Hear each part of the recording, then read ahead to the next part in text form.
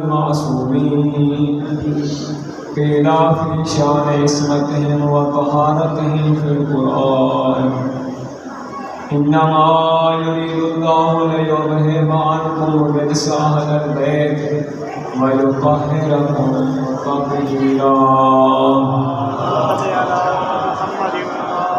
ورحمة الله على محبهم ومواليهم وشيعتهم أجمعين ولعنة الله على أعدائهم ملعونين من يوم عداوتهم وبغضهم وغاصب حقوقهم ومنكر فضائلهم أجمعين أما بعد فقد قال الرحمن في القرآن بسم الله الرحمن الرحيم هل يستوي الذين يعلمون والذين لا يعلمون وقال رسول الله صلى الله عليه وآله وسلم زينوا مجالسكم بذكر علي بن أبي طالب فإن ذكره ذكري وذكري ذكر الله وذكر الله العبادة صلوات الله صلی علی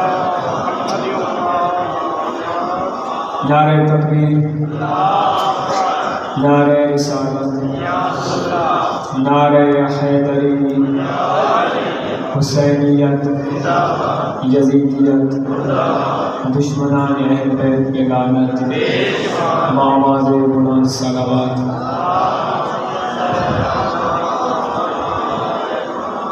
اعظم اللہ اجورنا و اجورکم خداوند قدوس کی بارگاہ میں یہ دعا ہے کہ اللہ آپ کو اس ماتم و عزاداری کے سلے میں اجر عظیم عطا فرمائے۔ یہ وہ ذکر ہے محمد و آل محمد کا جس ذکر میں ملائکہ بھی حاضر ہوتے ہیں، جن اور انس بھی حاضر ہوتے ہیں، اور یہ بھی یاد رکھیں فقط تم کریا نہیں کرتے بلکہ ملائکہ بھی کریا کرتے ہیں، فقط انسان نہیں ہوتے بلکہ جن بھی اس ذکر محمد و آل محمد میں کریا کرتے ہیں۔ آپ سب جانتے ہیں، سمجھتے ہیں، سنتے ہیں کہ جب امام حسین نے مدینہ چھوڑنے کا ارادہ کیا اور اپنی نانی اماں جناب ام سلمہ کے پاس گئے، نانی اماں میں مدینہ چھوڑ رہا ہوں، تو بی بی نے فرمایا بیٹا حسین آج کئی راتوں سے میں گریہ سنتی ہوں، جنوں کا گریہ۔ بیٹا حسین جب آپ کا نانا دنیا سے رخصت ہوا میں نے جنات کا گریہ سنا، تمہاری والدہ نے دنیا سے رخصت ہوئی میں نے جنات کا دعا سنا۔ جب سے آپ نے وطن سے تیاری کا ارادہ کیا میں متواتر جنوں کا دعا سن رہی ہوں، میرا دل چاہتا ہے کہ آپ میرا دار ترک کر دیں۔ دوسری بات، آپ کے نانا نے مجھے خاک کربلا دی تھی، فرمایا تھا اے ام سلمہ جب یہ خاک خون ہو جائے سمجھ لینا میرا بیٹا کربلا میں مارا گیا۔ فرمایا نانی اماں آپ نے یہ سنا ہے، یقیناً یہ باتیں درست ہیں، اگر چاہو تو میں آپ کو کربلا دکھاؤں۔ امام حسین نے اپنی نانی اماں کو کربلا اپنے سامنے دکھائی، اعجاز امامت کے ساتھ دکھلایا۔ کیا دیکھا کہ ام سلمہ نے؟ بیٹا حسین یہ کون ہے جس کے دو بازو قلم ہو گئے ہیں؟ فرمایا نانی اماں کون ہو؟ یہ میرا عباس بھائی ہے۔ پھر دیکھا کہ ایک اور جوان ہے جس کے سینے میں بچے کا پھل ٹوٹ چکا ہے۔ اماں پوچھتی ہے بیٹا یہ بتاؤ کہ یہ کون ہے؟ فرمایا اماں کون ہو؟ یہ میرا بیٹا علی اکبر ہے۔ عزادارو ہم لوگ چاند دیکھنے کے محتاج ہیں کہ محرم کا چاند نظر آیا ہے یا نہیں۔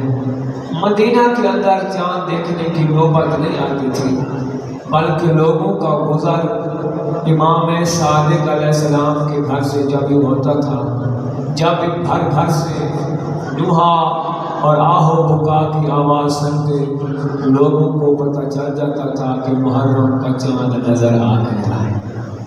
عزاداروں پورا عالم اسلام اس وقت سوگ میں ہے، سیاہ لباس میں ہے۔ آپ کے علم میں ہوگا جو زائرین موجود ہیں وہ میری اس بات کی گواہی دیں گے، جو پرچم عباس مولا امام حسین کی ذریعہ اقدس پر لگا ہوا ہے اس کا رنگ سرخ ہے۔ سارا سال جو پرچم عباس مولا امام حسین کی ذریعے پہ لگا ہوتا ہے اس کا رنگ سرخ ہے۔ سرخ پرچم کی جو نشانی ہے، کیوں لگاتے ہو سرخ پرچم؟ چونکہ سرخ پرچم فتح کی نشانی بھی ہے اور انتقام کی علامت بھی ہے۔ فاتح ہوئے امام حسین اور امام زمانہ کا ایک لقب ہے منتقم، انتقام لینے والے۔ امیر مختار نے بھی انتقام لیا ہے، حقیقی انتقام امام زمانہ نے۔ اس لیے امام کے روضے پر سرخ پرچم آویزاں ہوتا ہے سارا سال۔ لیکن آپ دیکھیں، نیٹ پہ دیکھیں، واقعہ کربلا کو دیکھیں، جو ہی محرم کا چاند نظر آتا ہے اس سرخ پرچم کو اتار دیا جاتا ہے، اس کی جگہ پر سیاہ پرچم لگایا جاتا ہے، اس لیے کہ سیاہ پرچم غم کی نشانی ہے، سیاہ پرچم سوگ کی نشانی ہے۔ اب وہ لوگ دنیا میں نہیں رہے جو کہتے تھے کہ یہ سیاہ لباس فرعون کا لباس ہے۔ میں دعوت فکر دینا چاہتا ہوں آپ لوگوں کو، لوگوں تک یہ بات پہنچائیں، ان کو بتائیں کہ ہر وہ لباس فرعون کا لباس ہے جس کے پہننے سے انسان میں تکبر آ جائے۔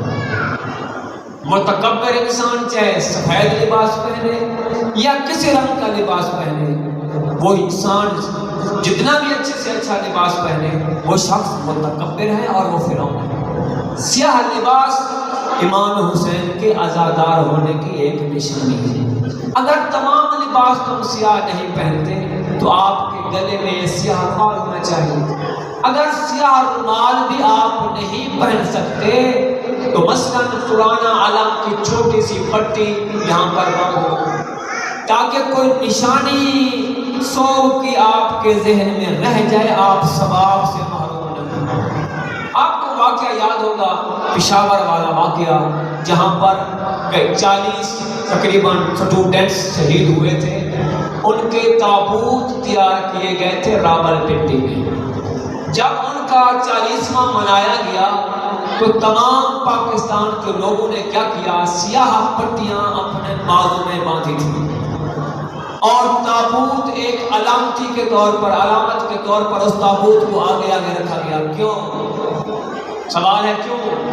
آج تک تو آپ ہمارے اوپر اعتراض کرتے تھے کہ تابوت نہ بناؤ، شبیہات نہ بناؤ، کالے کپڑے نہ پہنو، یہ بدعت ہے، فرعون کا لباس ہے، آج خود پہن رہے ہو۔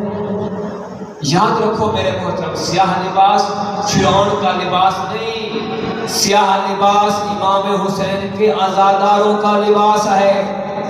اے عزادار، اے ماتمدار، اے سوگوار، اے سادات، غیر سادات، آپ خوش قسمت ہیں کہ اللہ نے آپ کو یہ محرم و حرام میں آپ کو زندگی دی ہے کہ آپ عزاداری سید و شہداء کر رہے ہیں۔ آپ کے علم میں ہونا چاہیے پنتن پاک میں سے آخری پاک کا نام ہے امام حسین۔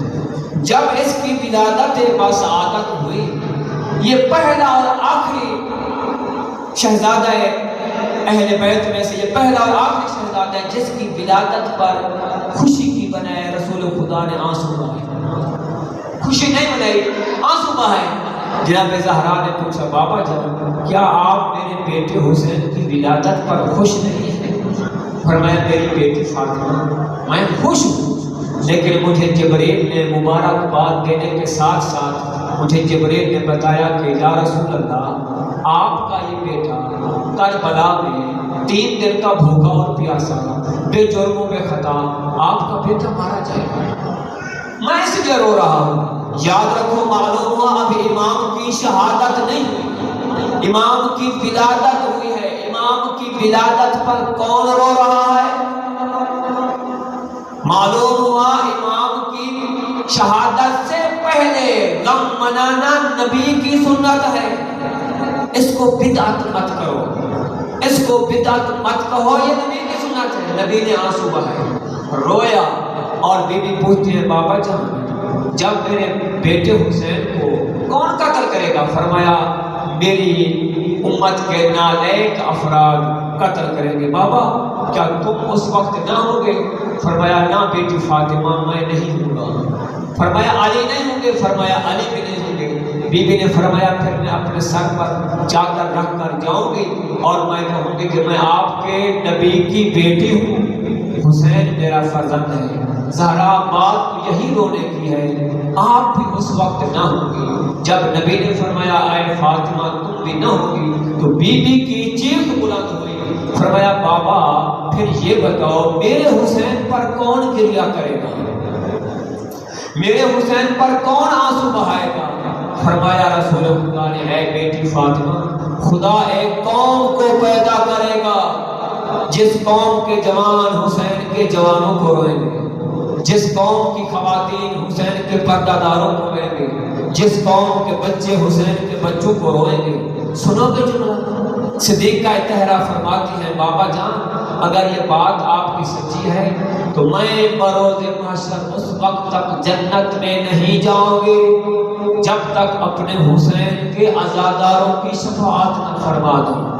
اے عزادار تو خوش قسمت ہے، تیری شفاعت کے لیے جناب زہرا کافی ہے۔ یہ وقت 10 بج گئے ہیں، 11 بج جائیں گے، 12 بج جائیں گے، مجھے آپ خدا کو حاضر ناظر کر کے مجھے بتاؤ کہ اس رات کے لحظے میں انسان اپنی میت پہ بھی روتا ہے، کسی رشتہ دار کی میت پہ روتا ہے، ہر آدمی سو جاتا ہے۔ یہ ذکر امام حسین ہے، یہ آپ کا عشق ہے، ٹھاٹھے مارتا ہوا آپ کا یہ عشق ہے کہ رات کے اندھیرے میں زمین پر بیٹھ کر آپ امام کے غم میں آنسو بہا رہے ہیں۔ ایک واقعہ ہے، بڑا مشہور واقعہ ہے، ایک ضعیفہ ماں کا جوان بیٹا ذی الحجہ کے آخری عشرے میں وفات پا گیا۔ جب وفات پا گیا ماں روزانہ قبر پر جایا کرتی تھی۔ جو ہی محرم کا چاند نظر آیا بیٹے کی قبر پر آ کر کہتی ہے بیٹا آج کے بعد میں تیری قبر پر نہیں ہوں گی، میں زہرا کے فرزند کو روں گی۔ اس بی بی نے کیا کیا؟ اپنے گھر میں سخت عذاب بچ گئی، 10 دن تک اپنے بیٹے کو بھول کر حسین کے غم میں روتی رہی۔ لیکن جب 10 دن گزر گئے خیال آیا کہ میں اپنے بیٹے کی قبر پر جاؤں۔ عزادار و تاریخ کا جملہ ہے، میں ذمہ داری سے کہہ رہا ہوں۔ جب اپنے بیٹے کی لاش پر پہنچی دیکھا، کیا دیکھتی ہے کہ سیاہ لباس والی ایک خاتون ہے جو بڑے بڑے بین کر کے اس کے بیٹے کی لاش پہ رو رہی ہے۔ یہ خاتون آگے بڑھی کہتی ہے اے کنیز خدا تو بھول گئی ہے یہ تیرے بیٹے کی قبر نہیں، یہ تو میرے بیٹے کی قبر ہے۔ بی بی کی چیخ بلند ہوئی، فرمایا اے کنیز خدا میں بھولنے والی نہیں ہوں، میں بھولنے والی نہیں ہوں، تم نے 10 دن میرے بیٹے کے لیے گریہ کیا، آج میں تیرا حق چکانے کے لیے تیرے بیٹے کی قبر پر آیا۔ عزادار یہ وہ گھرانہ ہے جتنا رو سکتے ہو رو، اس لیے کہ رونے پر پابندی علی کی بیٹیوں پہ تھی، تمہارے اوپر نہیں ہے۔ اے عزادارو یہ رونا اتنے کمال کی بات ہے۔ حضرت ایت اللہ مرعشی نجفی آل اللہ مقامہ شریف بہت بڑے قرضے گزرے ہیں۔ وہ جب مجلس ہوتی تھی معصوم قوم کے اندر تو سب کے آخر میں ایت اللہ مرعشی نجفی جا کر بیٹھتے تھے۔ ان کی جیب میں 2 رومال ہوتے تھے، ایک رومال کے اندر وہ غم حسین میں رونے کے ذریعے جو آنسو آتے تھے اس رومال کے اندر اس آنسو کو جمع کیا کرتے تھے۔ دوسرا ان کے پاس ایک سجدے گاہ تھا، کربلا کی مٹی جس پر وہ نماز پڑھا کرتے تھے۔ وقت وفات اس کی وصیت تھی کہ یہ رومال اور یہ خاک کربلا میری قبر کے اندر میرے ساتھ دفن کرنا، اور جنازہ جب پڑھانا میرا تو مجھے بی بی معصومہ قوم کی ذرے کے ساتھ مجھے قید کر دینا میرے جنازے کو۔ کسی نے پوچھا کہ بلا اتنی سخت وصیت کیوں کرتے ہو؟ ایت اللہ مرعشی نجفی فرماتے تھے میرے پاس کوئی اور سہارا نہیں ہے، اگر کوئی سہارا ہے تو ان 2 چیزوں کا، یا معصوم قوم کا یا جس رومال میں میں نے امام حسین کے غم میں آنسو جمع کیے ہیں وہ رومال میں اپنی جدہ زہرا کو دکھلاؤں گا، اما زہرا میں تیرے بیٹے کے حق میں گریا کرتا تھا، میرا حساب و کتاب نہ لو۔ بہت عظیم ثواب ہے امام حسین کے غم میں رونا۔ اس ثواب کا اندازہ ہمارے اور تمہارے مر جانے کے بعد ہوگا۔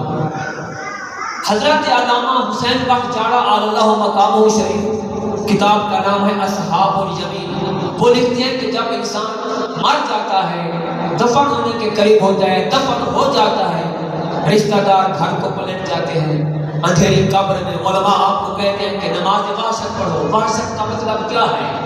کہ جب پہلی رات ہوتی ہے، کال کوٹھڑی، اندھیری رات، روشنی کا نام و نشان نہیں، وحشت ہی وحشت، خوف ہی خوف ہوتا ہے، تو علماء فرماتے ہیں معصومین کا فرمان ہے کہ آپ مرحوم کے لیے 2 رکعت نماز وحشت پڑھیں۔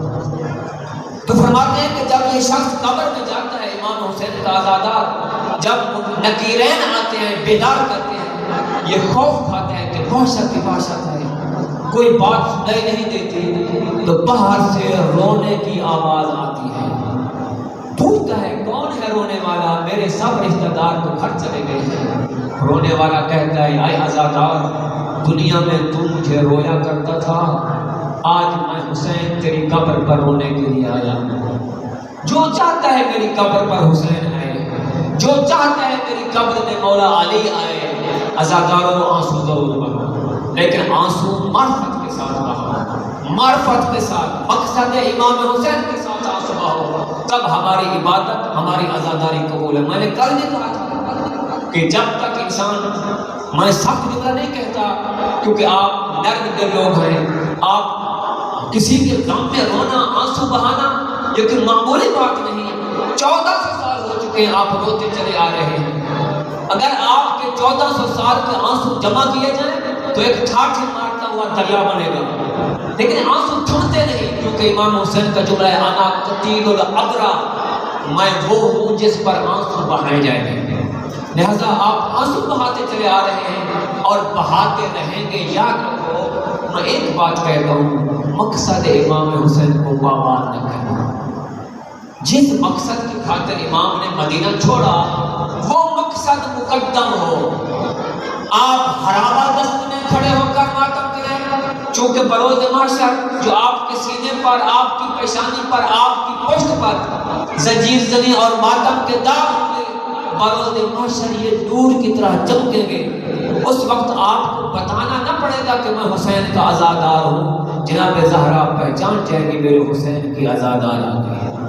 لہذا اللہ تعالیٰ کی بارگاہ میں دعا ہے کہ اللہ ہمیں سچا عزادار بنائے۔ صلوات پڑھیں۔ میں نے آپ کے سامنے جو آیہ مجیدہ تلاوت کی ہے، حال یستوی الذین یعلمون والذین لا یعلمون، کیا جاننے والے اور نہ جاننے والے برابر ہو سکتے ہیں؟ یعنی عالم اور جاہل برابر ہو سکتے ہیں؟ اس کو کہتے ہیں استفہام انکاری۔ استفہام کا معنی ہے سوال کرنا۔ اللہ نے تمہارے اوپر یہ سوال کیا ہے، عقل مند بندے پر سوال کیا کہ تم بتاؤ کیا جاننے والے اور نہ جاننے والے برابر ہو سکتے ہیں؟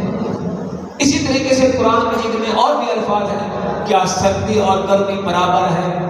کیا دن اور رات برابر ہیں؟ ظالم اور عادل برابر ہیں؟ لا یستوون، اس کا جواب ہے کہ ہرگز نہیں، کوئی عالم اور جاہل برابر نہیں۔ نہ اللہ نے کوئی ایسے 2 انسان پیدا کیے جو برابر ہوں۔ اللہ کی جتنے مخلوق ہے وہ دوسری مخلوق سے ممتاز ہے، منفرد ہے، کوئی کسی کے برابر نہیں ہو سکتا۔ اس لیے کہ قرآن مجید کا 3 پارہ تلک الرسل فضلنا بعضهم علی بعض، جب اللہ فرماتے ہیں کہ میرے جو رسول ہیں یہ بعض رسولوں کو میں اللہ نے بعض پر فضیلت دی ہے۔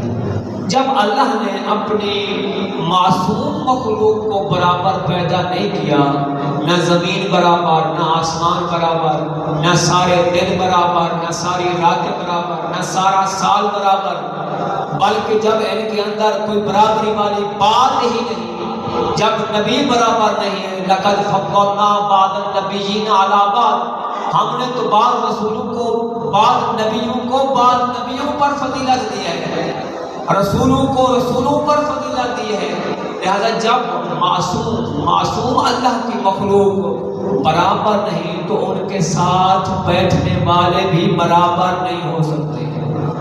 اگر آپ بیدار ہیں، بیداری کے ساتھ مجلس سن رہے ہیں، تو میں آپ کو ایک لمحہ فکریہ دینا چاہتا ہوں. جب کوئی نبی برابر نہیں، کوئی رسول برابر نہیں، آسمانی کتابیں برابر نہیں، سارے آسمان برابر نہیں، ساری زمینیں برابر نہیں، سارے پہاڑ برابر نہیں. کوہ طور بھی ایک پہاڑ ہے. آپ کے پاکستان مرے والے بھی یہ بھی پہاڑ ہے. وہ پہاڑ کیسا پہاڑ ہے جس پہاڑ پر حضرت موسیٰ خدا کے ساتھ کلام کرتے تھے؟ پتھر میں سب برابر نہیں، اس لیے کہ پتھر کچھ وہ پتھر ہیں جن کے بارے امام فرماتے ہیں کہ تمہاری نماز کی زینت ہے.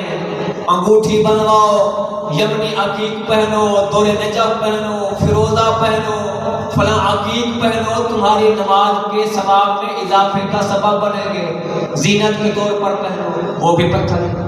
اور وہ بھی پتھر ہے جو خانہ کعبہ کے ساتھ نسب ہے اور حکم ہے کہ تم جاؤ جب حج پر جاؤ تو اس خانہ کعبہ کو مس کرو. اس کو کہتے ہیں استسلام عربی کے اندر. اس کو سلام کرو، یعنی کیا کرو؟ اس پر ہاتھ رکھو اور ہاتھ اٹھا کر پھیر دو. اگر اس کے جیسا کہ آج کل اس حجر اسود کے اوپر ایک انہوں نے شیشہ لگا دیا کہ ہاتھ نہ لگائیں. اگر ہاتھ نہیں لگا سکتے تو اشارہ کرو، اشارہ کر کے استسلام کر کے اس ہاتھ کو اپنے منہ پہ پھیرو. میں پوچھتا ہوں اپنے بھائیوں کے علماء کرام سے، اس پتھر میں کیا چیز ہے کہ سلام کیا جاتا ہے؟ جواب دیں گے بھئی شاعر اللہ ہے، اللہ نے حکم دیا ہے. معلوم ہوا جو چیز شاعر اللہ ہو اس کا سلام کرنا شرعاً حرام نہیں. جو چیز شاعر اللہ ہو اس کا احترام کرنا حرام نہیں بلکہ واجب ہے اس کا احترام کرو. مثلا یہ مولا غازی عباس کا علم آپ کے سامنے موجود ہے. آپ اس کو کیا کرتے ہو؟ جھومتے ہیں نا، اس کو اپنی آنکھوں پہ رکھتے ہیں. کیوں؟ جب کہ یہ سیاہ کپڑا جب دکان پہ پڑا تھا، آج تک تو کوئی شیعہ دکان پر نہیں گیا اور بھائی یہ سیاہ کپڑا اٹھا دو میں اس کو جھومتا ہوں. آج تک کسی نے نہیں کہا. کیوں؟ اس لیے کہ جب تک دکان پہ پڑا رہا بس کپڑا تھا. لیکن جب خاص شکل اختیار کر کے مولا غازی عباس کا علم بن گیا، اب ہمارے اوپر واجب ہے کہ احترام کریں.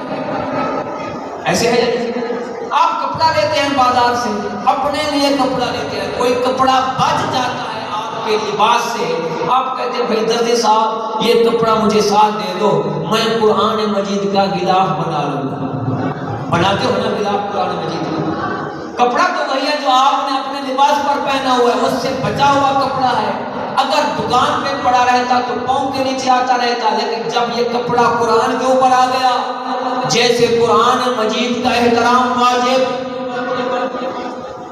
اس کپڑے کا بھی احترام واجب. کیوں بھئی؟ اس پر قرآن لکھا ہوا نہیں، قرآن تو اندر لکھا ہوا ہے. قرآن کے اوپر جلد ہے، جلد کے اوپر غلاف ہے. کیوں چوما جاتا ہے؟ کیونکہ نسبت آ گئی ہے اب قرآن کے ساتھ. جو خانہ کعبہ کا غلاف آل سعود ہر سال تبدیل کرتے ہیں، یہ عرش سے آتا ہے، یہ غلاف جنت سے آتا ہے. کچھ میرے ساتھ بولیں گے تو میں پڑھوں گا نا، میں آپ کو. یہ جو خانہ کعبہ کا غلاف ہے کیا ہر سال جنت سے آتا ہے؟ اس کو جبریل لے کر آتا ہے. یہ بھی تو کسی دکان سے خریدا جاتا ہے نا.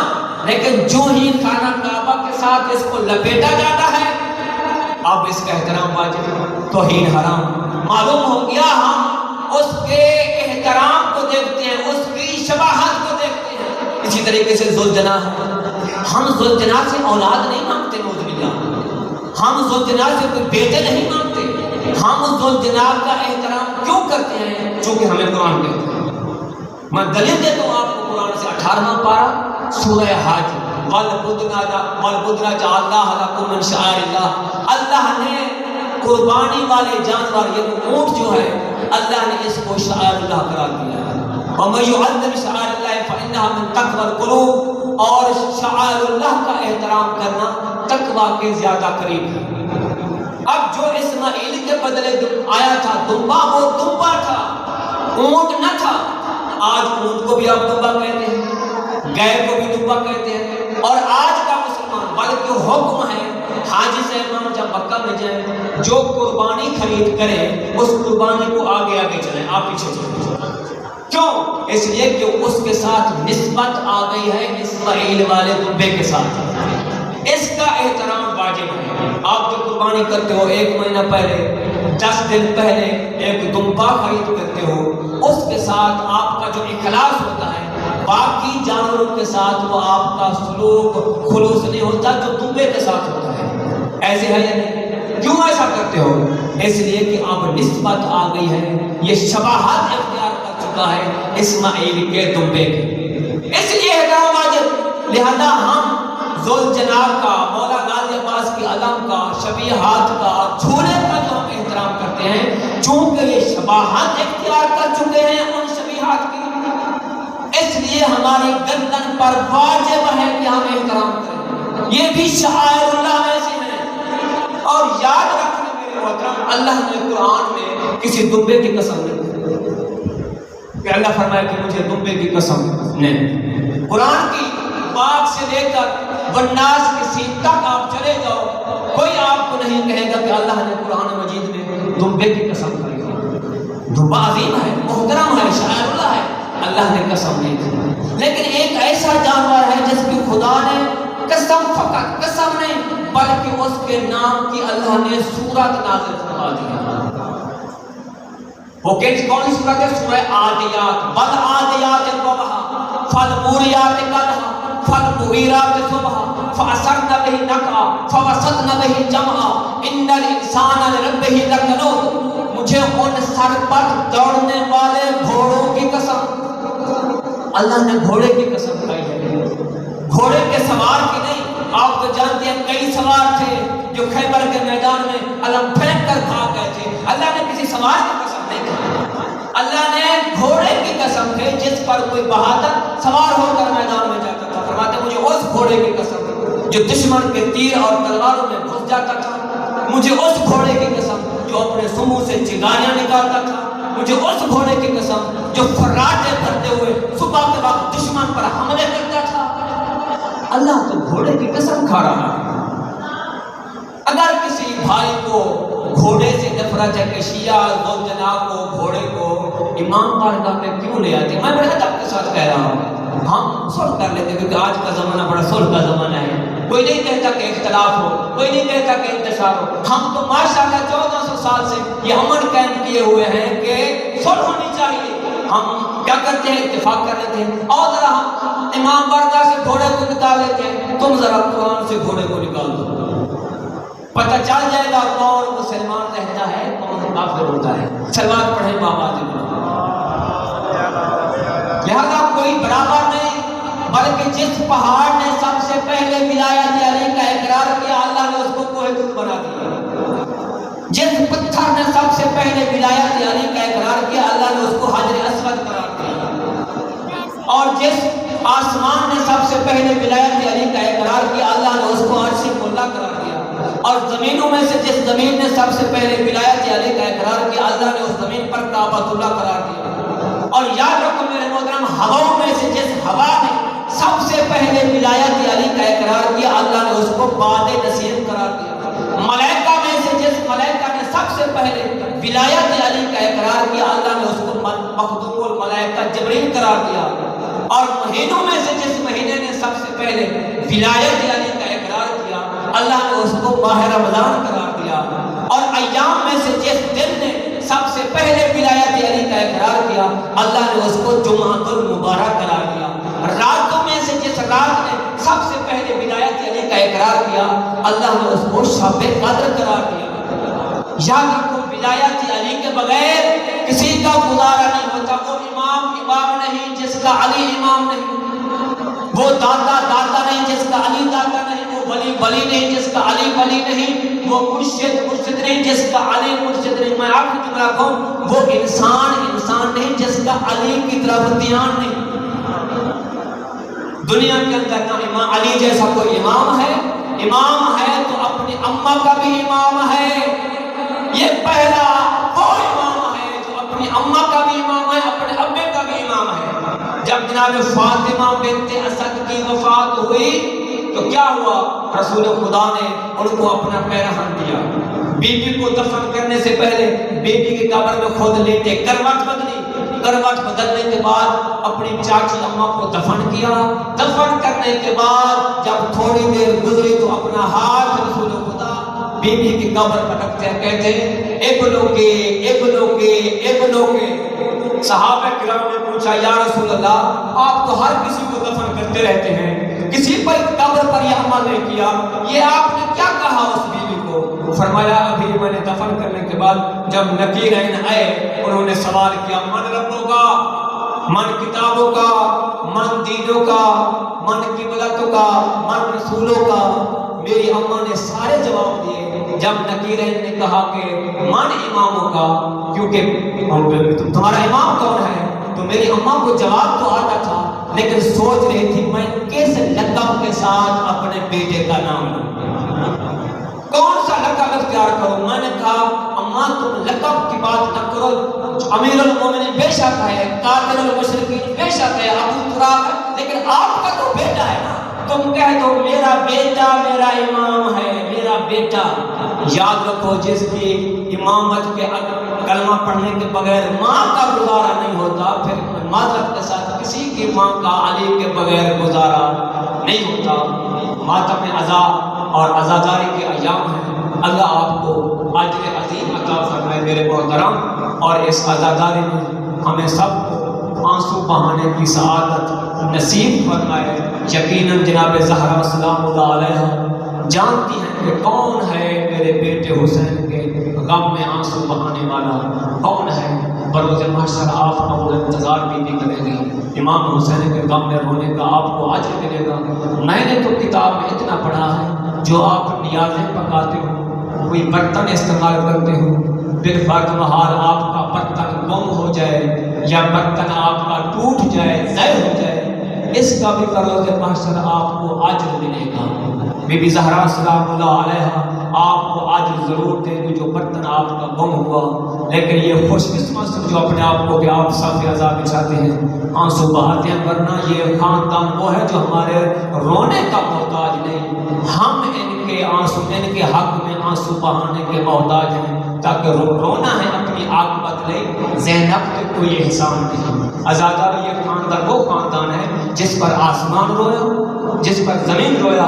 واقعہ کربلا کے بعد جب زمین سے کوئی پتھر اٹھایا جاتا تھا اس سے بھی خون کا فوارہ نکلتا تھا. اور جس کی سرخی آپ کو شام کے وقت اور صبح کے وقت نظر آتی ہے، غروب کے وقت معصوم علماء فرماتے ہیں کہ عاشورہ سے پہلے سرخی نہ تھی، بلکہ عاشورہ کے بعد گویا کہ سورج بھی امام حسین کے غم میں آنسو بہاتا ہے. کوئی اور آنسو بہائے نہ بہائے، امام زمانہ پردہ غیبت میں صبح اور شام اپنے جد کے مصائب پڑھ کر آنسو کے بدلے خون روتے ہیں. بدلت دموع دمائی، آنسو کے بدلے خون روتے ہیں. امام زمانہ کو غصہ دو. عزادارو آپ نے خیبر کی جنگ پڑھی ہے، سنتے رہتے ہیں. خیبر جب فتح ہوا تو خیبر کے فتح ہونے کے ساتھ جب مرحب، انتر اور حارث یہ تینوں بھائی تھے، یہ ہویئی ابن اخطب کے فرزند ہیں، ہویئی ابن اخطب کے فرزند ہیں. مرحب، انتر اور حارث مولا کی تلوار سے یہ واصل جہنم ہوئے اور خیبر فتح ہوا. صحابہ کرام نے مال لوٹا اور صحابہ کرام کو حکم تھا کہ تمام خواتین جو یہودیوں کی خواتین ہیں ان کو قیدی بنا لیا. جب قیدی بنایا گیا ان قیدی عورتوں کو رسول خدا کے سامنے پیش کیا گیا. اس قیدیوں میں ایک عورت جس کا نام ہے صفیہ بنت حی ہویئی ابن اخطب، حارث کی بہن بھی تھی. رسول خدا نے دیکھا کہ اس کے چہرے پر کچھ نشانات ہیں، اس نے اپنے بال نوچے ہیں، اس نے اپنے منہ پہ تماچے مارے ہیں. رسول خدا نے پوچھا صفیہ کیا وجہ، آپ کا چہرہ کا رنگ سرخ ہے، کسی سپاہی نے، کسی صحابی نے آپ پر کوئی ظلم اور زیادتی تو نہیں کی؟ سنو کہ جملہ میرا یہی آخری جملہ ہے. یہ صفیہ کہتے نہ یا رسول اللہ، کسی صحابی نے ظلم اور زیادتی نہیں کی، لیکن یہ جو آپ کا سپاہی موجود ہے، حضرت بلال کی طرف اشارہ کیا، یہ جو آپ کا صحابی موجود ہے، ہمیں قید کرنے کے بعد مجھے وہاں سے لے آیا جہاں میرے 3 بھائیوں کی لاشیں پڑی تھی۔ میں نے جب اپنے بھائیوں کی لاشوں کو دیکھا، میں نے اپنے منہ پہ تماچے مارے اور بالوں کو نوچا۔ رسول خدا جتنے شفیق تھے نا، غضبناک بلال، کیا ایسا بھی کیا جاتا ہے؟ کبھی بہنوں کو بھی بھائیوں کی لاشوں سے گزارا جاتا ہے؟ میں کہوں گا یا رسول اللہ، کاش کہ آپ روز عاشور کربلا میں ہوتے اور 11 محرم کو دیکھتے جب آپ کی بیٹیوں کو قید کر کے ظالم جان بوجھ کر وہاں سے گزارا، جہاں ایک بھائی نہیں 9 بھائیوں کی صف لگی ہوئی تھی، اور جب بہن کی نگاہ بھائیوں کی لاشوں پر پڑی تو بہن نے اونٹ بیٹھنے کا انتظار نہ کیا، کھڑے ہوئے اونٹ سے بیویاں گری، اتنی مشکل سے گری ایسے عباس بھی نہیں گرے تھے۔ عزادارو، جب بھائی کی لاش پر آئی تو بھائی کی لاش تو 9 حصوں میں تقسیم ہو چکی تھی، انگلیں کٹی ہوئی تھی۔ عزادارو، جب بھائی کی لاش پر آئی، جب لاش نہ پہچانی گئی تو بی بی نے کہا، کیا میرے بابا حسین کا بیٹا حسین تو ہے؟ میری ماں جالا حسین تو ہے؟ نانا محمد مصطفیٰ کا بیٹا حسین تو ہے؟ اگر تو حسین ہے تو میرے سامنے قیام فرما۔ عزادارو، شہید راہ خدا زندہ ہوتا ہے۔ جو ہی امام حسین کی لاش برآمد ہوئی، بہن نے کیا کیا؟ اپنا منہ امام حسین کی گردن پر رکھ کر فرمایا، جدہ صلی علیہ ملک السماء، نانا جان تمہارے اوپر تو آسمان کے ملائکہ سلام کرتے ہیں۔ آغا حسین مرمل بالدماء ومقطع الاعضاء مسلوب العمامۃ والرداء۔ نانا جان، یہ تیرا حسین ہے جس کو بے جرموں میں خطا قتل کیا گیا، لباس لوٹ لیا گیا۔ اللہم تقبل منا ھذا القربان، اے اللہ ہماری یہ قربانی اپنی بارگاہ میں قبول فرما۔ اللہ لعنت اللہ علی